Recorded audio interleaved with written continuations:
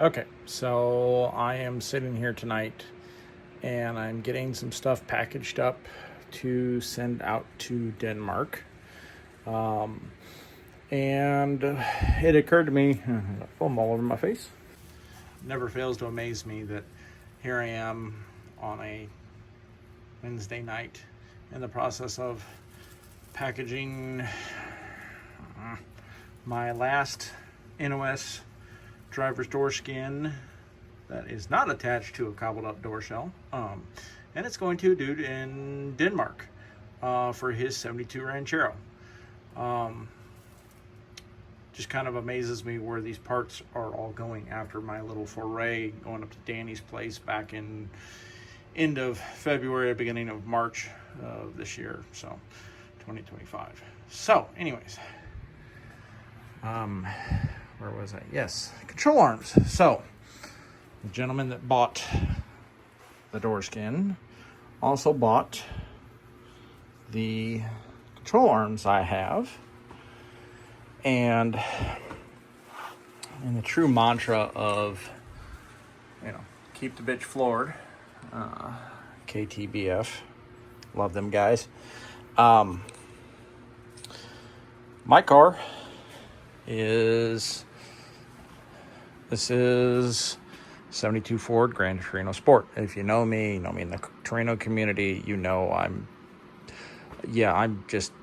I'm me, I'm nuts. I make no bones about the fact that I love to really step into this car and have fun. Yeah, let's just say it, have fun. Drive, brake, fix, repeat. Anyways, so Q code. That little VIN number there. And Q code, in my case, 4-speed 351 Cleveland Corberjet. Bane of my existence, 3 near divorces, 9 years to restore. Anyways, getting sidetracked. So yeah, control arms, Q code, maximum handling. So these cars and the factory options, there were a couple of boxes you could check.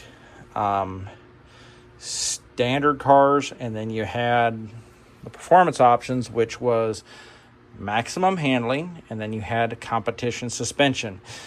I've always read it as basically if both check marks on that dealer checklist were hit, you basically got police suspension for all intents and purposes on these cars. I've owned this Q code since I found it in an Iowa barn back in June of 2001, drug it out rather unwillingly. Saw it in April, bought it in June, drug it out, so here we are. I've upgraded the back of my car with spoon spherical bearing control arms, and they have been phenomenal for dealing with wheel hop issues, especially on the 4-speed cars. These cars with the factory 4-link and the coil spring suspension, they ride good for being a 3,800 or 3,900 pound car when it's loaded. But the standard cars, after I believe going into 74 model year, the control arms got these style of bushings. I can only speak to, this is my factory lower control arm. These are my factory, the rusty ones here, these are my factory upper control arms. These were the maximum handling competition suspension control arms. And what I wanted to show was this, when dealing with these arms, a lot of people don't realize the Q codes in certain cars were equipped with these much more beefy, heavier duty control arms. Biggest thing is these arms take bushings for like a 70s Ford Maverick versus the standard Torino ones, which are these big giant bushings. Now, in the case of the Q code stuff, or the maximum handling cars, the whole point of these bushings, if you look at the size of the bushing here,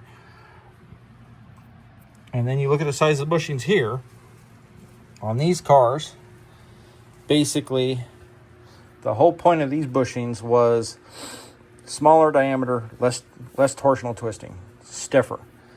I have never actually driven my car with these control arms, because when I got my car, I took it apart, and then I spent 9 years piecing it back together. These control arms here with the rubber bushings, these were Napa rubber bushings I got years ago. Probably it's going on, well, it'd be almost nearly, I'd say it nearly a solid 20 plus years ago. When I redid, the first thing I did with this car was I redid the frame. And I redid all the suspension front and back. I worried about the drivetrain before I ever worried about doing the bodywork. So it's I don't know how to describe it. I wish I had it. I do have a scale out here. I'm not going to bother with it.